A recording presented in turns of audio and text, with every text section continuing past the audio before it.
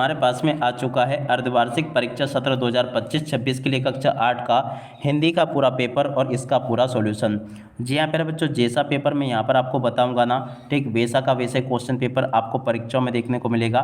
एक भी क्वेश्चन का आंसर प्यारे बच्चों यहाँ से आपका मिस नहीं होगा। अब चलो अपन जल्दी से आगे बढ़ते हैं, समझते हैं कि आपका अर्धवार्षिक परीक्षा सत्र 2025-26 के लिए कक्षा 8 का हिंदी विषय का पेपर आपको परीक्षाओं में देखने को कैसा मिलेगा।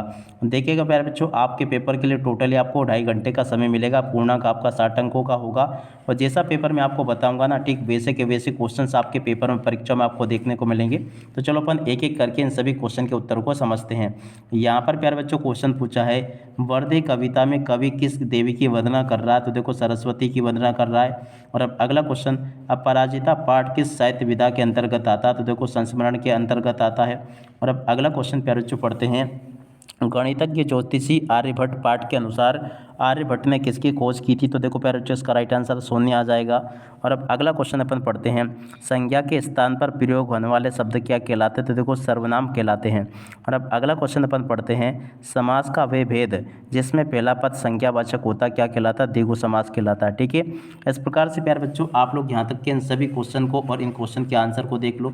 जैसा पेपर मैंने आपको बताया ना, ठीक वैसे के वैसे क्वेश्चन आपके पेपर में परीक्षा में आपको देखने को मिलेंगे। उसके बाद में देखो प्रश्न नंबर 6 पूछा है, तानसेन की संगीत साधना का मुख्य केंद्र क्या था? तो देखो ग्वालियर था। जल का पर्यायवाची शब्द क्या प्यारे बच्चों? नीर और पानी होगा। और बुराई शब्द का विलोम शब्द क्या होगा? भलाई होगा।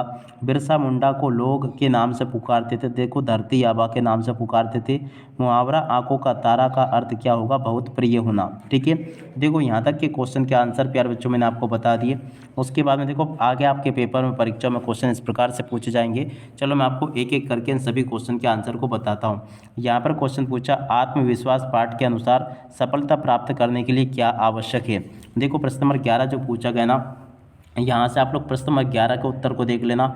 ये लिखा प्रश्न नंबर 11 का उत्तर। उसके बाद में देखो प्यारे बच्चों प्रश्न नंबर 12 का उत्तर ये पूछा गया है। 13वें क्वेश्चन का उत्तर प्यारे बच्चों आपको ये दे रखा है। प्रश्न नंबर 14 का उत्तर ये लिखा है। ठीक है, तो यहाँ तक के क्वेश्चन के उत्तर प्यारे बच्चों मैंने आपको बता दिए हैं। और उसके बाद में चलो अपन आगे बढ़ते हैं। प्रश्न नंबर 15 में क्वेश्चन पूछा है, वाच्य के मुख्य भेदों के नाम बताइए। तो देखो प्यारे बच्चों वाच्य के मुख्य भेदों के नाम ये लिखे हैं। प्रश्न नंबर 16 के उत्तर को यहाँ से देख कर लिख देना। 16 तक के क्वेश्चन के आंसर प्यारे बच्चों मैंने आपको बता दिए। अब चलो उसके बाद में अपन आगे बढ़ते हैं, आगे क्वेश्चन और उन क्वेश्चन के उत्तर को देखते हैं। प्रश्न नंबर 17 पूछा, अपराजिता पाठ की डॉक्टर चंद्रा के जीवन से हमें कौन सी सबसे बड़ी प्रेरणा मिलती है? देखो इस प्रकार से आप लोग इन प्रश्नों के उत्तरों को देख लेना। प्रश्न नंबर 47 का उत्तर ये लिखा है। प्रश्न नंबर प्यारे बच्चों देखो 17 का उत्तर ये लिखा है। 17 के बाद में चलो अपन आगे बढ़ते हैं। प्रश्न नंबर 18, रहीम के दोहे के आधार पर सज्जन और दुर्जन व्यक्तियों की धन संचय का उद्देश्य में क्या अंतर है?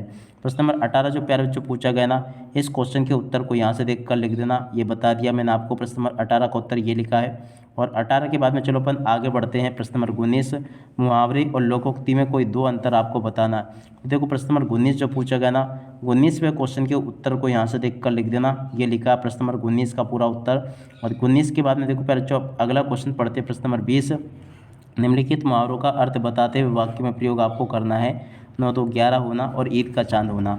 देखो पहले इस प्रकार से आप लोग यहाँ से इन प्रश्नों के उत्तर को देख लो। प्रश्न नंबर 20 का उत्तर ये लिखा है। 20 के बाद में चलो अपन आगे बढ़ते हैं, 21वां क्वेश्चन पढ़ते हैं। तो देखो 21वें क्वेश्चन में आपको एक क्वेश्चन दे रखा है, मध्य प्रदेश की संगीत विरासत पाठ के अनुसार संगीत सम्राट तानसेन के बारे में संक्षेप में आपको लिखना होगा। तो देखो 21वां जो क्वेश्चन दे रखा ना, 21वें क्वेश्चन के उत्तर को प्यारे बच्चों यहाँ से देख कर लिख दो। ये लिखा है।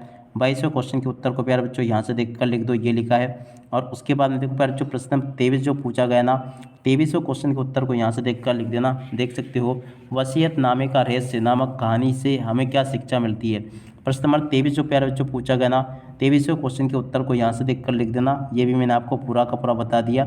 और 23 के बाद में चलो अपन आगे बढ़ते हैं, अगला क्वेश्चन पढ़ते हैं। प्रश्न नंबर 24, निम्नलिखित पद्यांश की प्यारे बच्चों आपको भावार्थ आपको लिखकर आना होगा। देख सकते हो पद्यांश है, इसका भावार्थ आपको लिखना। तो देखो भावार्थ आप लोग इस प्रकार से लिखना सीख लेना।